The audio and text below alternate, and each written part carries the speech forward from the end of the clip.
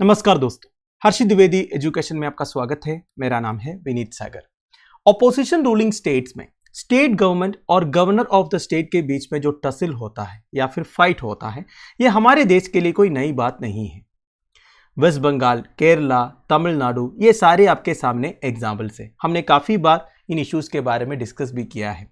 अब एक latest tussle देखने को मिल रहा है दोस्तों पंजाब स्टेट में। इधर chief minister of Punjab Bhagwant मान और गवर्नर ऑफ पंजाब बनवारी लाल पुरोहित के बीच में इशू है।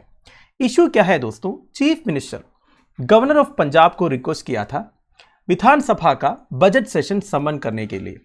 आर्टिकल 174 ऑफ द कॉन्स्टिट्यूशन के हिसाब से गवर्नर को असेंबली का सेशन समन करना होता है, बट गवर्नर ने मना किया है। गवर्नर ने क्यों मना किया है? क्या गवर्नर इस तरह मना कर सकते हैं अपनी ड्यूटी करने से? कॉन्स्टिट्यूशन क्या कहता है? इन सारे इश्यूज के ऊपर हम डिस्कस करेंगे। अब न्यूज क्या आया है दोस्तों, गवर्नर का मना करने के बाद सुप्रीम कोर्ट अप्रोच किया था Punjab state government. Supreme court में हियरिंग होने वाला है, उससे पहले गवर्नर ने क्यों मना किया था? कुछ तो कारण होगा। एक्चुअली कुछ दिन पहले governor chief minister of Punjab Bhagwant Mann से कुछ सवाल पूछे थे regarding some major appointments in the state, और बोले 15 दिन के अंदर आपको जवाब देना है मुझे, पर चीफ मिनिस्टर ने जवाब नहीं दिया। इसके बाद गवर्नर ने चीफ मिनिस्टर को थ्रेटन किया कि अगर आप जवाब नहीं देंगे आपके अगेंस्ट में लीगल एक्शन लूंगा, इसके लिए मैं लीगल एडवाइस सीख करने वाला हूं। बट सीएम ने उनको रिप्लाई दिया कि मैं हेड ऑफ द गवर्नमेंट हूं, मुझे 3 करोड़ लोगों ने इलेक्ट किया है, आप मुझे धमकी मत दीजिए। अब बात क्या है दोस्तों, अपोजिशन रूलिंग स्टेट्स में सेंट्रल गवर्नमेंट गवर्नर के थ्रू स्टेट गवर्नमेंट के जो एडमिनिस्ट्रेटिव मैटर्स है उसमें इंटरफेयर करने की कोशिश करता है, और ये रूलिंग पार्टी को बिल्कुल सही भी नहीं लगता। इसी वजह से एक्चुअली ये प्रॉब्लम्स होता है। वो सब छोड़िए, हम काम की बात करते हैं। क्या गवर्नर असेंबली समन करने से रिफ्यूज कर सकता है? Constitutionally the answer is no. आप सबको मालूम होगा the governor has to act according to the aid and advice of the council of ministers. जैसे कि यूनियन लेवल में प्रेसिडेंट ऑफ इंडिया को एड एंड एडवाइस करने के लिए काउंसिल ऑफ मिनिस्टर्स है, वैसे स्टेट लेवल में भी गवर्नर को एड एंड एडवाइस करने के लिए काउंसिल ऑफ मिनिस्टर्स है। अलग अलग जजमेंट्स के थ्रू सुप्रीम कोर्ट ने यह क्लियर किया है, एड एंड एडवाइस का मतलब होता है काउंसिल ऑफ मिनिस्टर्स के हिसाब से ही गवर्नर को अपना फंक्शन एक्सरसाइज करना है।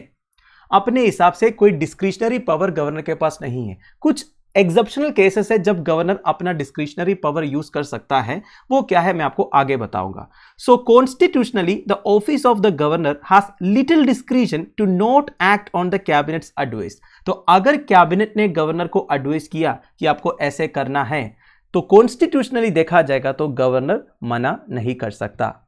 ये लिखा है basic article 163 clause 1 of the constitution में, which says that there shall be a council of ministers with the chief minister at the head to aid and advise the governor in the exercise of his functions। तो basically governor के पास एक council of ministers होना चाहिए जिसका head होगा chief minister of the state, जो governor को एड एंड एडवाइस करेंगे अपने फंक्शंस एक्सरसाइज करने के लिए। ठीक है, इसके अलावा आर्टिकल 174 ऑफ द कॉन्स्टिट्यूशन में लिखा है ये governor shall summon the house at a time and place as she or he thinks fit.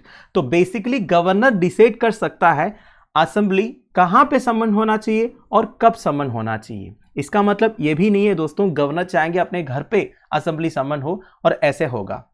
ये जो लिखा है ना, governor shall summon the house at a time and place as she or he thinks fit, ये भी council of ministers का advice के ऊपर होगा। समझ रहे हो ना आप? मतलब लिखा है कॉन्स्टिट्यूशन में कि गवर्नर अपने हिसाब से डिसाइड कर सकता है करके, पर गवर्नर का जो डिसीजन है it is also based on the aid and advice of council of ministers. ये आपको समझना है। आर्टिकल 174 क्लॉज 2 क्लॉज ए में लिखा है governor may from time to time prorogue the house, and 174 clause 2 में लिखा है 174 क्लॉज 2 क्लॉज बी में लिखा है it allows her or him to dissolve the legislative assembly. Prorogue the house मतलब क्या होता है? मतलब एक सेशन को टर्मिनेट करने का जो पावर है। देखिए, आप लोगों ने आर्टिकल 85 क्लॉज 2 के बारे में सुना होगा। ये आर्टिकल प्रेसिडेंट ऑफ इंडिया को यह पावर देता है एक पार्लियामेंट्री सेशन को प्रोरोग करने का या फिर टर्मिनेट करने का।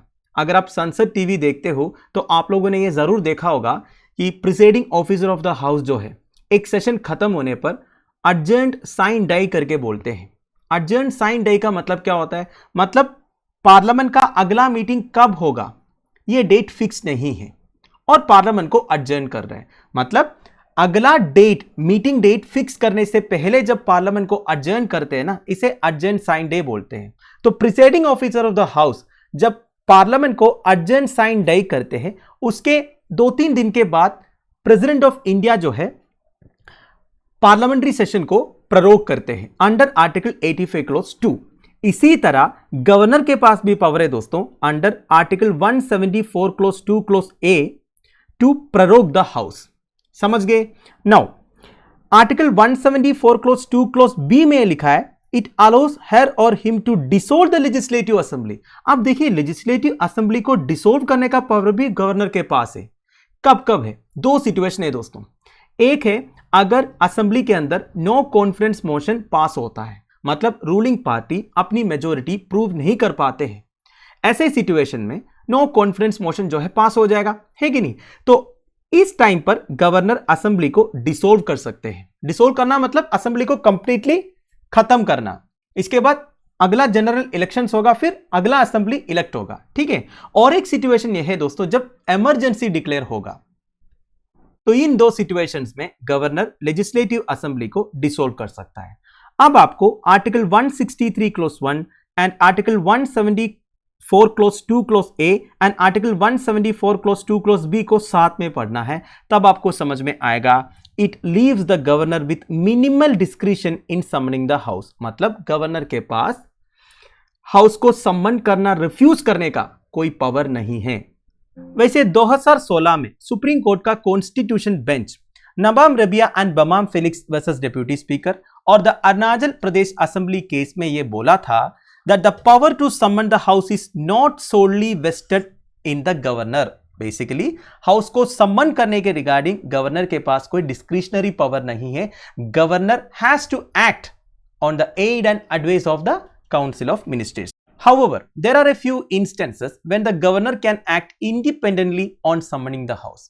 Now this is very important, ध्यान से सुनिएगा। देखिए मैंने आपको बोला कि अगर काउंसिल ऑफ मिनिस्टर्स गवर्नर को एडवाइस करते हैं कि हाउस को सम्मन करना है तो गवर्नर को करना पड़ेगा। एट द सेम टाइम अगर काउंसिल ऑफ मिनिस्टर्स गवर्नर को नहीं कहते हैं कि हाउस को सम्मन करना है, तब गवर्नर कर भी नहीं सकते। ऐसा भी हम इंटरप्रेट कर सकते हैं ना। Now however there are a few instances when the governor can act independently. Governor अपने आप से ये डिसाइड कर सकते हैं कि हाउस को मुझे सम्मन करना है। कब? For example when the chief minister has lost the support of the house and his strength is debatable, then the governor need not wait for the advice of the council of ministers to hold a floor test. देखिए दोस्तों, अगर chief minister के पास support नहीं है, basically majority of members chief minister के साथ नहीं है, या फिर उनका स्ट्रेंथ डिबेटेबल है, मतलब कोई कॉन्फिडेंस से ये नहीं बोल सकता कि चीफ मिनिस्टर के पास इतने एमएलए का सपोर्ट है, तो ऐसे सिचुएशन में गवर्नर को काउंसिल ऑफ मिनिस्टर्स का एडवाइस के लिए वेट करने की जरूरत नहीं है। गवर्नर सीधा सीधा एक फ्लोर टेस्ट कंडक्ट करवा सकते हैं। फ्लोर टेस्ट कंडक्ट करवाना मतलब हाउस को सम्मन करना होगा, सारे एमएलए को बुलाना होगा। बेसिकली जो पार्टी अपनी मेजोरिटी प्रूव करेंगे वो अपना चीफ मिनिस्टर रिकमेंड कर सकते हैं। तो अब आप सोच रहे होंगे फिर गवर्नर साहब ने क्या सोच के ये रिफ्यूज किया है। दोस्तों गवर्नर साहब का कहना है आर्टिकल 167 ऑफ द कॉन्स्टिट्यूशन में यह लिखा है that it is the duty of the chief minister in furnishing information to the governor Purohit questions to CM Mann on appointments are under this provision. देखिए मैंने आपको पहले ही बोला था ना, गवर्नर साहब ने चीफ मिनिस्टर साहब से कुछ सवाल पूछे थे regarding some appointments in the state. तो आर्टिकल 167 में लिखा है दोस्तों, चीफ मिनिस्टर की ड्यूटी बनती है जब गवर्नर कुछ पूछा जाता है इसका जवाब देना। चीफ मिनिस्टर ने यह नहीं किया, पर इसका मतलब यह भी नहीं है कि गवर्नर साहब भी कॉन्स्टिट्यूशनल आर्टिकल्स का वायलेशन करोगे। चीफ मिनिस्टर ने तो किया ही है गवर्नर के हिसाब से, तो हम भी कर लेते हैं, यह नहीं हो सकता ना।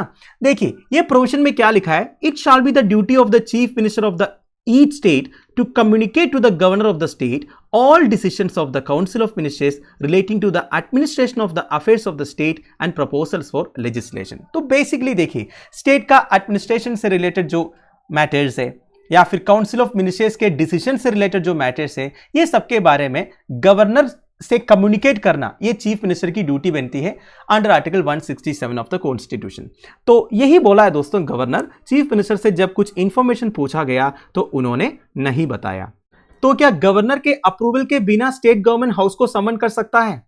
देखिए दोस्तों, आर्टिकल 174 ऑफ द कॉन्स्टिट्यूशन में जो प्रोसीजर लिखा है ना, उसमें ये क्लियरली स्टेटेड है that it request the governor to summon the house. वैसे देखा जाएगा तो गवर्नर के पास कोई डिस्क्रिशनरी पावर तो नहीं है, फिर भी आर्टिकल 174 में क्या लिखा है, it request the governor to summon the house. तो हाउस को समन करने का पावर गवर्नर को दिया हुआ है।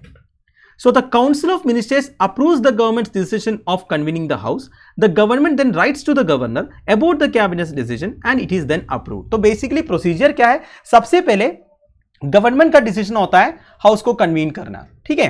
तो काउंसिल ऑफ मिनिस्टर्स गवर्नमेंट का डिसीजन को अप्रूव करते हैं, फिर गवर्नमेंट गवर्नर को एक लेटर लिखते हैं कैबिनेट डिसीजन के बारे में और गवर्नर उसे अप्रूव करते हैं। This is the normal procedure. पर इधर गवर्नर का जो अप्रूवल वाला प्रोविजन है वो नहीं हुआ है। एडिशनली आर्टिकल 175 में भी कुछ लिखा है दोस्तों गवर्नर के पावर के बारे में, ये भी बता देता हूं। It provides for the right of the governor to address and send messages to the house. देखिए गवर्नर के पास एक पावर है दोस्तों, वो जब भी चाहे हाउस को एड्रेस कर सकता है एंड हाउस में मैसेजेस भी भेज सकते हैं। बेसिकली कोई बिल के बारे में या फिर कोई और इश्यू जो अर्जेंट इंपॉर्टेंस का है, ठीक है। और गवर्नर जब एड्रेस करेंगे तो 100% अटेंडेंस भी होना चाहिए, ये सब लिखा हुआ है। और जब गवर्नर कुछ मैसेजेस भेजते हैं ना असेंबली को, उसे कंसिडर करना है, ये भी लिखा है आर्टिकल 175 में। ऐसा नहीं कि गवर्नर ने हाउस को कुछ मैसेज भेजा उसके बारे में कुछ डिस्कशन नहीं हुआ लेजिस्लेटिव असेंबली में, यह भी नहीं हो सकता। इसके अलावा आर्टिकल 176 ऑफ द कॉन्स्टिट्यूशन में लिखा है कि गवर्नर को हाउस को एड्रेस करना चाहिए। कब? एक तो देखिए जनरल इलेक्शन के बाद लेजिस्लेटिव असेंबली का जो फर्स्ट सेशन होगा और एक साल का पहला सेशन जो होगा ना, जो बजट सेशन होता है, उसमें भी गवर्नर को हाउस को एड्रेस करना चाहिए। और इस एड्रेस में गवर्नर क्या क्या बोल सकते हैं इसके बारे में भी एक वीडियो मैंने बनाया था करीब 1 महीने पहले, जब तमिलनाडु में गवर्नर और चीफ मिनिस्टर के बीच में इशू हुआ था। आपको पता है ना, जब गवर्नर हाउस को एड्रेस कर रहा था तब चीफ मिनिस्टर ने जब रिप्लाई दिया तो वो गवर्नर को सही नहीं लगा और गवर्नर उधर से उड़ के चले गए, RN रवि साहब।